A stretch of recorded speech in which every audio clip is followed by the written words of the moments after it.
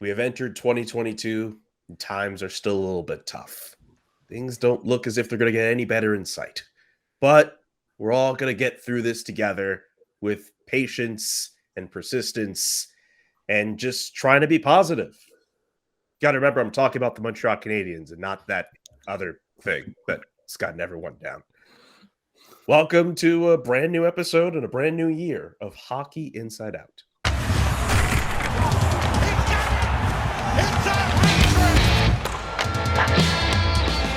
My name is Julian McKenzie. Hello, you've made it here. Welcome to Hockey Inside Out. Rick Green is also here. Stu Cowan for the Montreal Gazette is also here, and tapping in for Jessica Resnack, Andrew Berkshire from the Game Over Show, and an occasional contributor to the Montreal Gazette. The Montreal Canadiens haven't played in a while. They're not going to play again until January 12th, but there's still some material we can look back at, notably on New Year's Day when they played against the Florida Panthers with a roster that wouldn't even qualify for a preseason game. And I think the salary cap, not salary cap, but the actual salary allotted for all the players who are playing in that game would be somewhere just kind of south of $30 million. Needless to say, not a lot of recognizable faces for the Montreal Canadiens available in the lineup. Let's start with you, Rick. Why do you think the NHL allowed the Canadiens to play on New Year's Day with 11 forwards and 5 defensemen, despite missing so many people due to COVID-19? Well, let's face it, the clock is ticking as far as getting these games in, before the end of the year. And, fortunate for them, from a certain standpoint, they were there in Florida. So you might as well play that game, even though you had 16 players.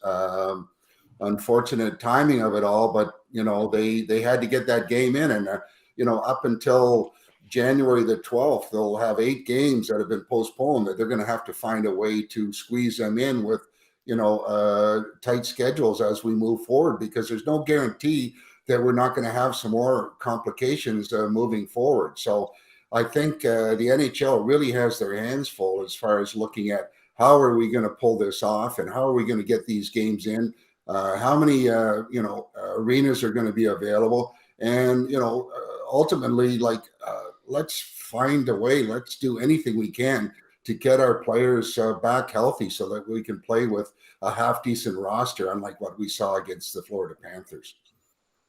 Yeah, I think Rick nailed the issue here is they're trying to fit things into the framework of the season, and they already have, as you mentioned off the top, Julian, a bunch of games delayed for home games because there's going to be no fans in Quebec for the who knows how long until we get through this future, a little bit. It looks like. Foreseeable future, indefinitely, whichever phrase fits your mind better.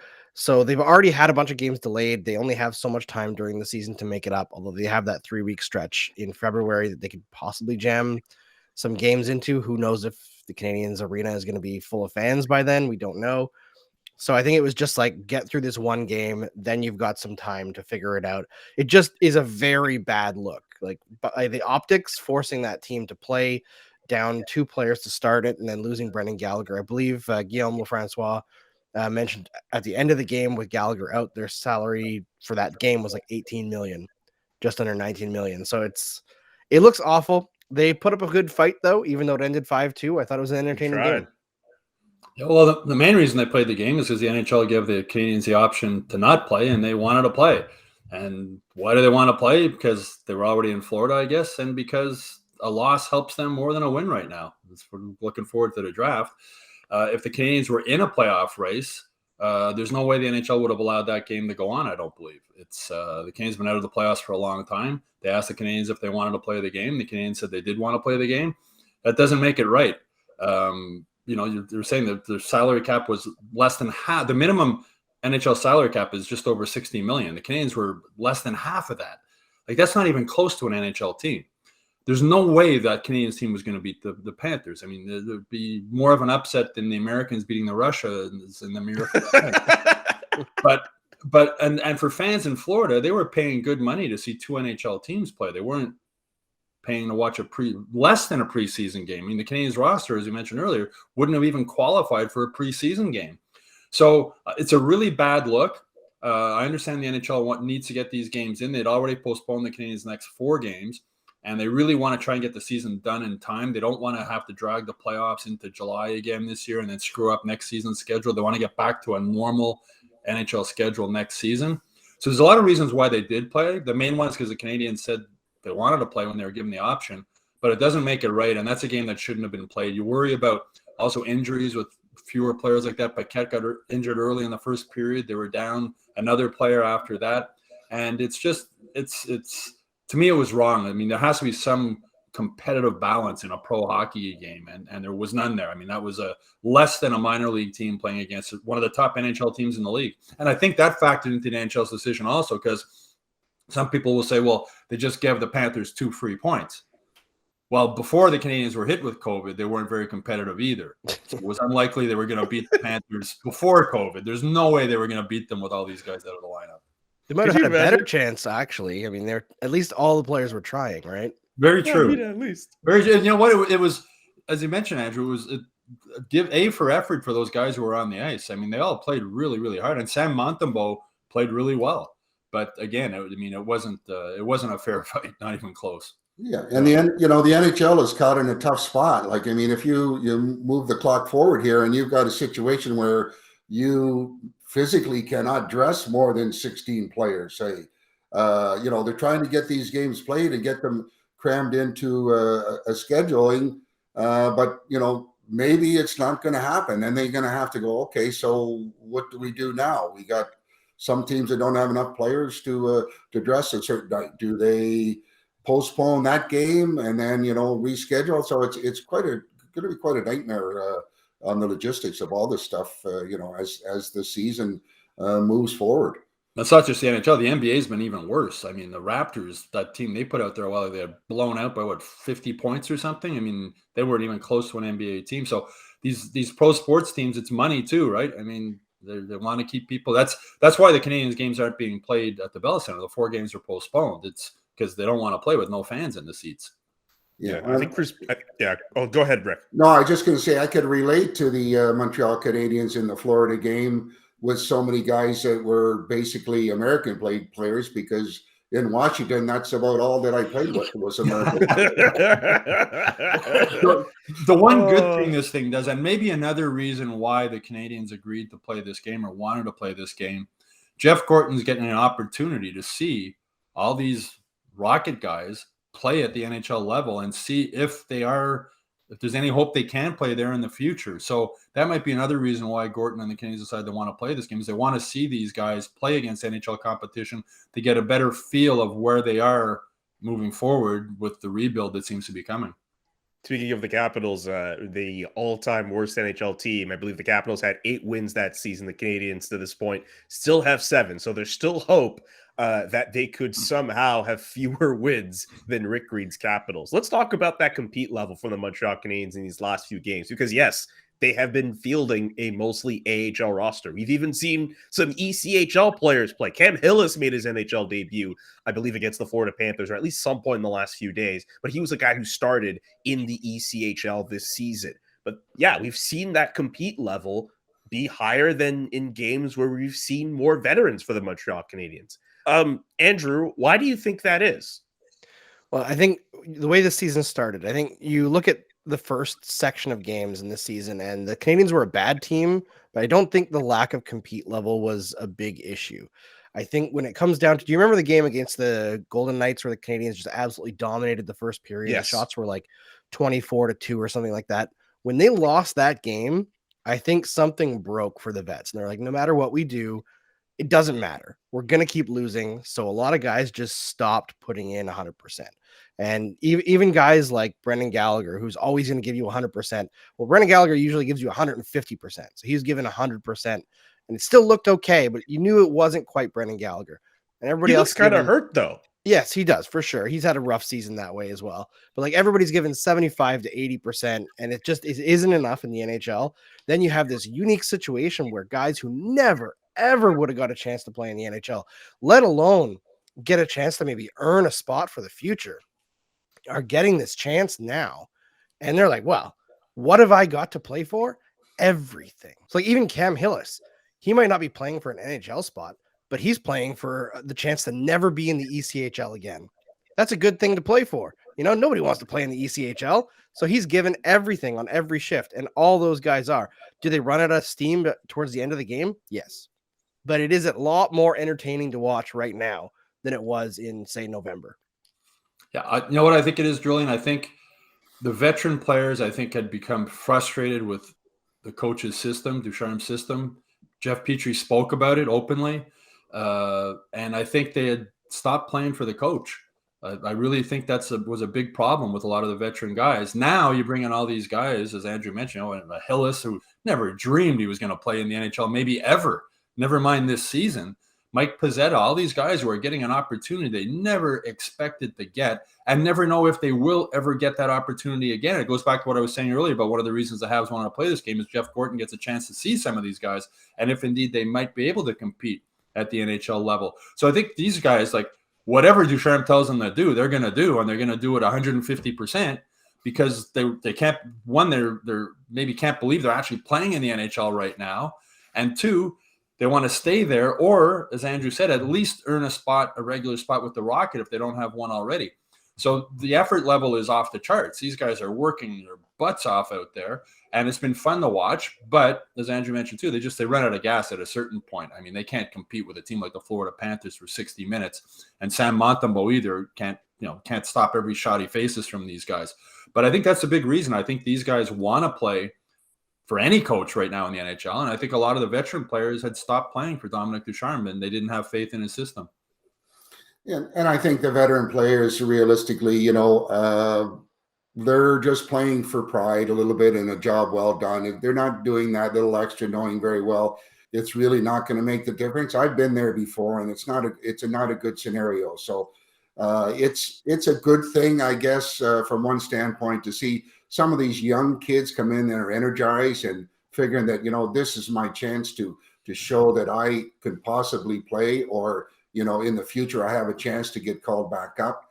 And I think that's a normal type thing that I've seen in the past is you bring some young guys up, they're really excited and happy to be given the chance, and they're going to do whatever they can do to make the difference, unlike the veteran guys that are kind of kicked back a little bit, knowing very well that, it's not going to happen this year. Let's see what some of these young guys can do, how they respond, how they handle themselves, and get a good reading on the potential of these guys moving forward. Okay, so we've pointed out the fact that the compete level has been upped significantly in the last few games for the Montreal Canadiens. And it has to do a lot with the fact that there are players on the roster who are playing for jobs, who are playing for opportunities, who are trying to make an impression. Who are some of these guys? Let's put some names to some faces. Stu, I'll start with you. Give me a Canadiens player, a prospect, who you feel has impressed you with his time in the lineup recently. Well, none of these guys have made me go, wow, what a great player this guy is. That's fair. The work ethic has impressed me. And nobody more than Raphael Harvey Pinard. I mean, everything we've heard about this guy is his work ethic and how he got there, 7th round draft pick, I believe. And he just busts his butt every single time he's on the ice. But all these guys that are coming up, I mean, that's the one thing that's really impressed me is the work ethic of all these guys, which partly has to do with what we were talking about before about getting into the NHL. And partly it also looks good on JF Houle, the new coach in Laval, that has maybe instilled this work ethic or helped instill this work ethic in these guys. The guy that sort of surprised me is Corey Schooneman on defense. I had never really heard of this guy, but he's looked okay out there. Like he's looked like a guy who, doesn't look out of place on the NHL ice. But and Mike Pizzetta with that little between the legs move that he tried in Florida, that was pretty impressive. Here's a guy who's known for his feistiness and an energy guy and a guy willing to drop the gloves, and he pulled it. It was a good, it almost went in. It was that really impressed me. I didn't think Mike. If he scored that goal, that's the moment of the season. You might as well shut down the Canadian season after that, because nothing is getting weirder than that. But for a guy like that, a fourth line guy called up to even try that in an NHL game, I like that. That shows he's got some confidence in himself, and he almost pulled it off. I mean, he came close to scoring on that one. So the work ethic has impressed me, but I said from a skill level, none of these guys has really jumped out to me to go, wow. Yeah, and in all fairness, I think we have to be careful not to judge too quickly. I'm looking at a number of these guys and going, yeah, there's they're a little bit over their heads. Sometimes they're going to figure it out sooner than later. Some maybe will never figure it out. But I look at Dauphin, the way he's played. He's got 3 points in 5 games. He comes to play. He tries. He gets involved. He goes to the net. He does everything he can possibly do to try and make the difference in a really bad situation. So I got to give him full marks. But like you, Stu, there's not anybody else at this point that what I've seen, they go, oh, wow, this is going to be great to see in the future, or this guy's going to be a great player. And that's not the best scenario, but that's what they have. And, we have to be patient a little bit, because some of these guys are going to be playing minutes that shouldn't be playing minutes, and they're going to be showing a lot of their, a lot of the problem areas that they're not able to play at the NHL level. But in the meantime, let them play. Let's continue to watch to see maybe some bright spots, if there are, and give these kids a fair chance to play a little bit and show what they've got. Yeah, like Rick and Stu both said, all these guys, they're not blowing us away, right? The work ethic is there, and that's great. But there's nobody that's coming in and you're like, oh, this guy's going to score 30 goals. I think the early returns on a guy like Vedamo are pretty interesting. His shot rate is really strong. He's getting an opportunity that he would likely never get playing with Suzuki sometimes. So he's getting some top line minutes. But the fact that he's actually taking advantage of them, even after just 3 games, is good. So it's something there, right? You don't know if he has the ability to score on the opportunities that he's creating long term, but I like seeing that. I think that he can maybe show something in terms of maybe some longer term stuff that I'm looking at is like utility.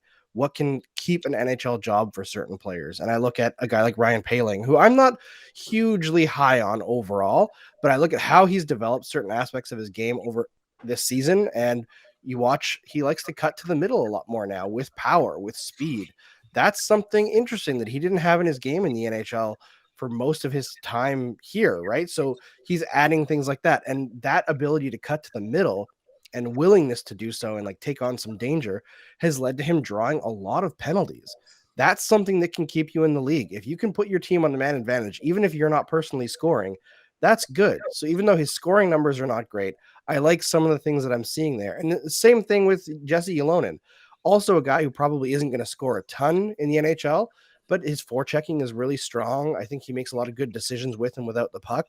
So there's things there that say maybe an NHLer. Not for sure, but maybe. And I think that's what you're mostly going to see with the Canadiens prospects. Yeah, and Poehling's playing a big man's game now. You're right, Andrew. And you're saying if you can drop penalties, and if you can drop penalties if you're a third or fourth liner, that's even more of a big thing. But I remember a few years ago when Guy Lafleur said the Canadiens have 3 fourth lines. And it's been a problem for the Canadiens for years. They have guys who work hard, but they don't have guys who can score. I mean, Nick Suzuki leads the team in scoring with 19 points. He's not even in the top 120, I don't think, in the NHL. So it's fine to have guys who are working hard, but you got to score goals, and they just don't have the guys who are scoring. And, Cole Caulfield was supposed to be, they were hoping he was going to be the guy. He's got 1 goal. Harvey Pinard has as many goals as Cole Caulfield this season. So it's they got it. It's a long problem. I've mentioned the show before. The last Canadiens player to finish in the top 10 in NHL scoring was Mats Naslund in 1986.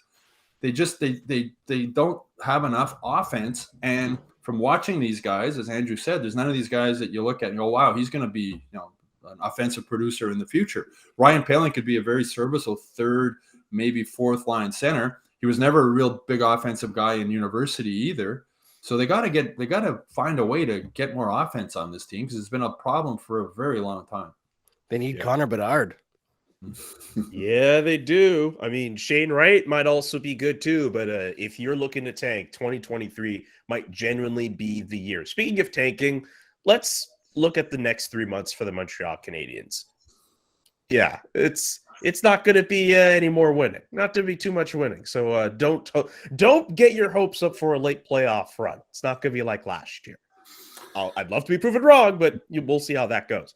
With more than 3 months left in this Canadian season, what would you like to see from this team? It could be an answer that's from the ice, off the ice. It could be super creative. What would you like to see from the Montreal Canadiens over this next stretch of time?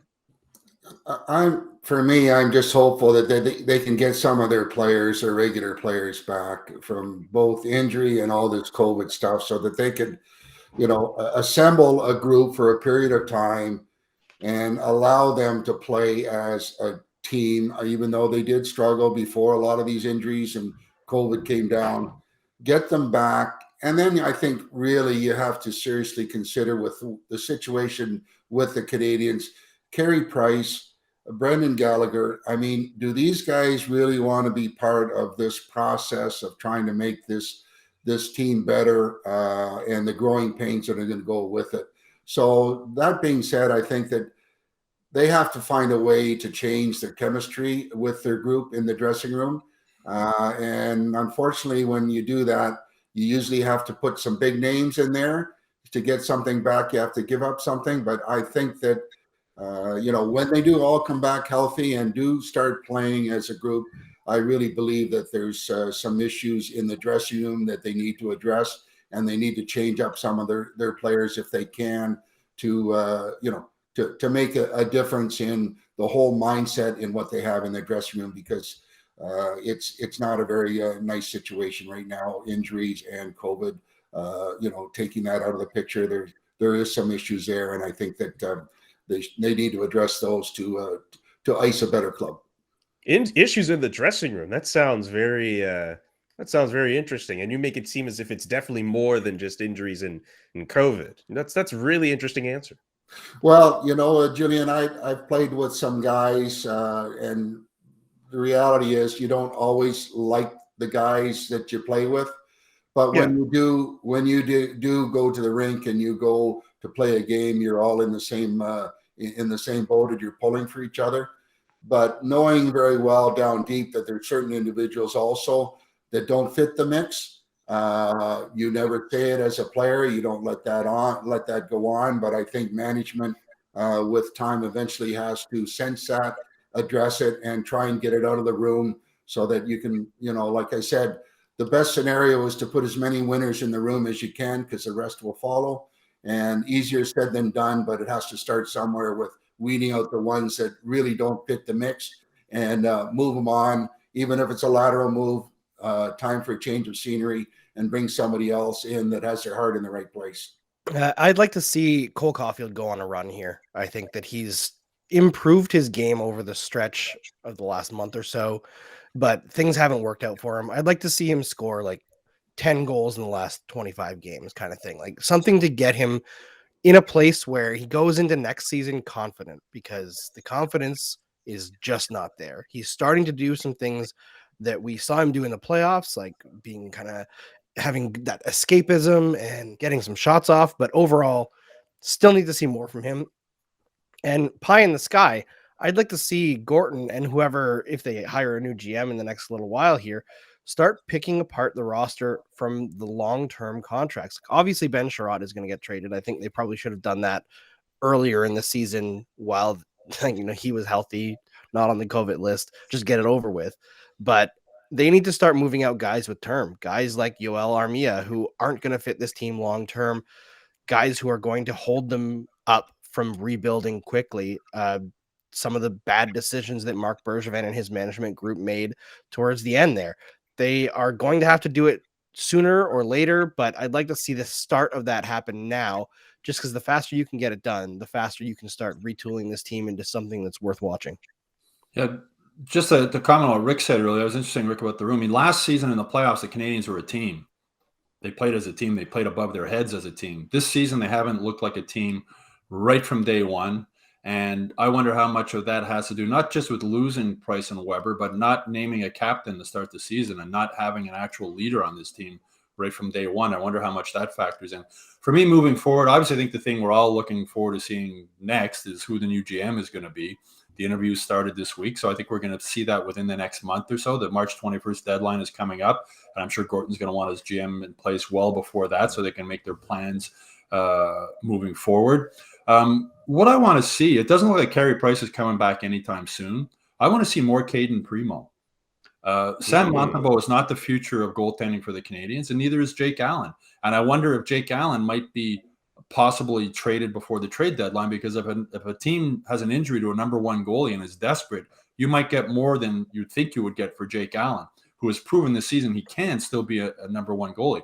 So Caden Primo has been called the goalie of the future. Well, the future is getting closer because we don't know if Carey Price, what's going to happen. I mean, I don't think Carey Price is going to want to stay around for a rebuild. I don't think you can trade him in that contract until A, he starts playing and shows he's healthy both physically and mentally again.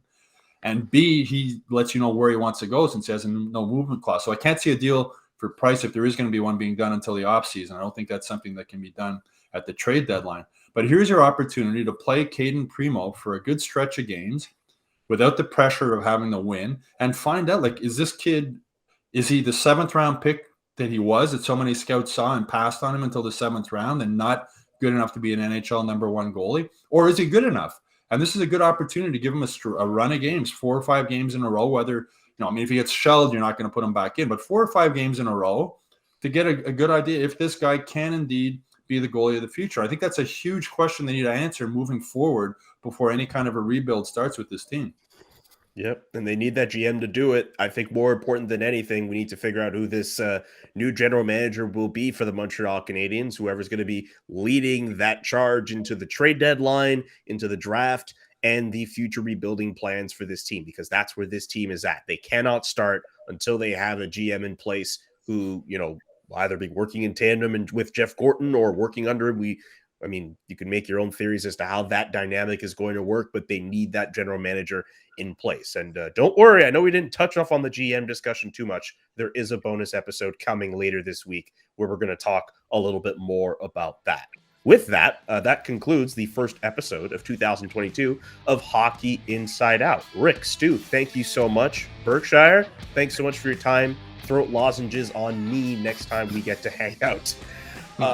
Thanks so much to everyone watching and listening to this episode, wherever you listen to this episode, on YouTube primarily. Subscribe to the YouTube channel for that, and also go to hockeyinsideout.com to watch other full episodes of our great show. And again, be on the lookout for bonus episodes as they show up. Oh, and don't forget to subscribe to the Hockey Inside Out newsletter, montrealgazette.com/newsletters.